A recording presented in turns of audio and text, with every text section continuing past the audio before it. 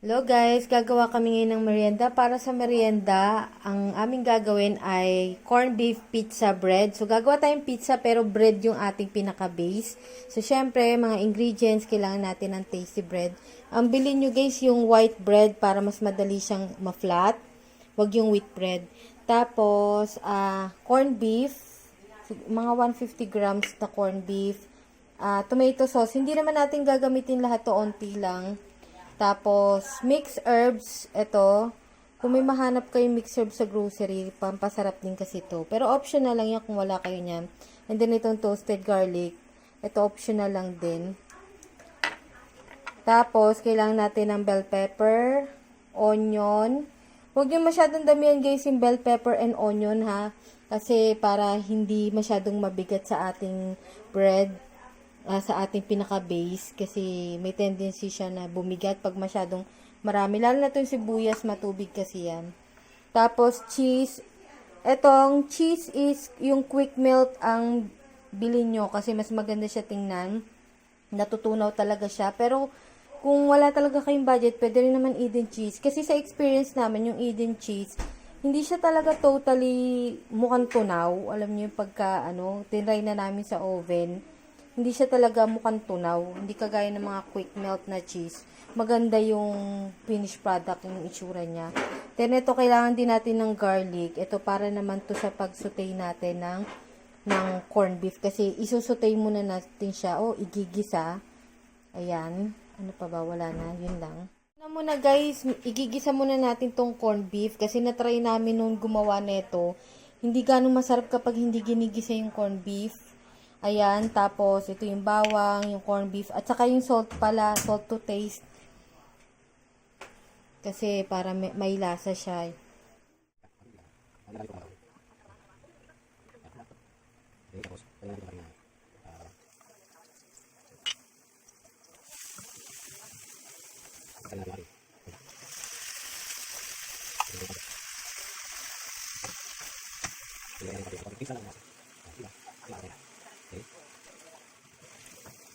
Ayan. Ginugupit lang ni Papa yung gilid para mas maganda yung lapat niya pag finlat. Ayan. Gunting lang gamit pero hinugasan naman niya bago niya ginamit siya sa tinapay. So, ayan guys. Ito yung aming gagamitin na non-stick. Pwede rin naman yung ordinary pan kung wala kayong ganito. Tapos, i-grease nyo lang ng oil. Itong gagamitin namin, itong oil. Kung wala kayong ganitong brush, kahit yung tissue paper, lagyan nyo ng oil, tapos ipahid nyo na lang sa kawali nyo. Para lang siguradong hindi didikit yung tinapay.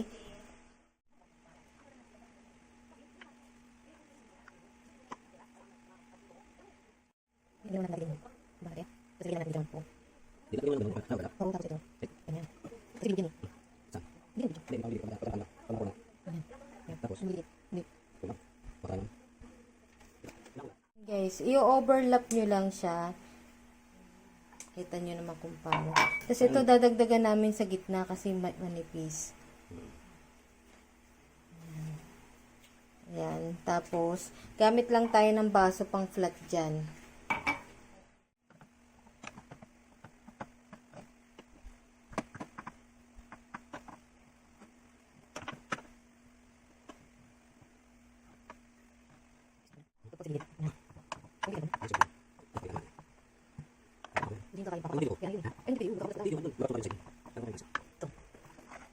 So, ayan na guys yung itsura niya pag nalapat.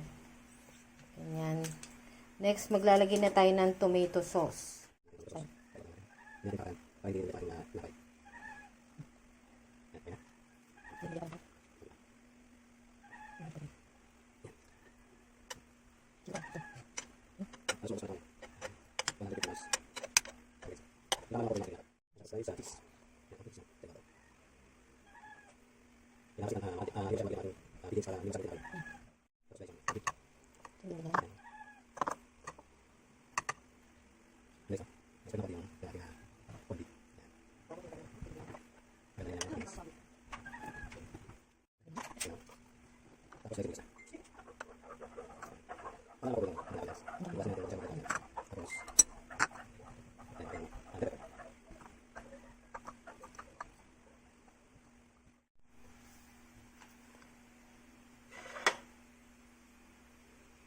guys, yung atin ng cheese, yung quick melt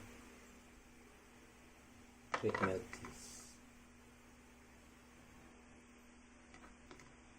Konti lang din. Kulang ba? Ayan guys, mag-add kami ng herbs guys ha. Ito para mas lalong sumarap yung pizza nyo. Mura lang naman to sa grocery. Tapos ito guys, optional din to pero kung gusto nyo nga pasarapin, di ba? Why not coconut?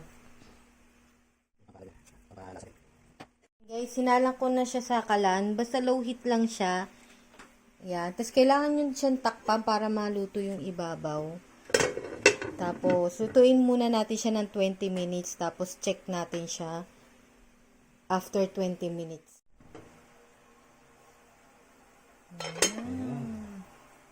Ano guys, ha?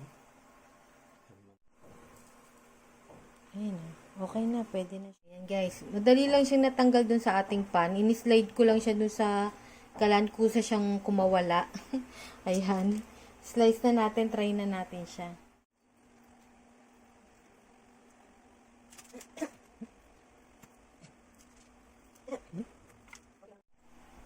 Ayan. Ito oh. Tikman mo nga pa. So, ang lasa. Guys, ha? Steady yung tinapay niya. Tikman pa.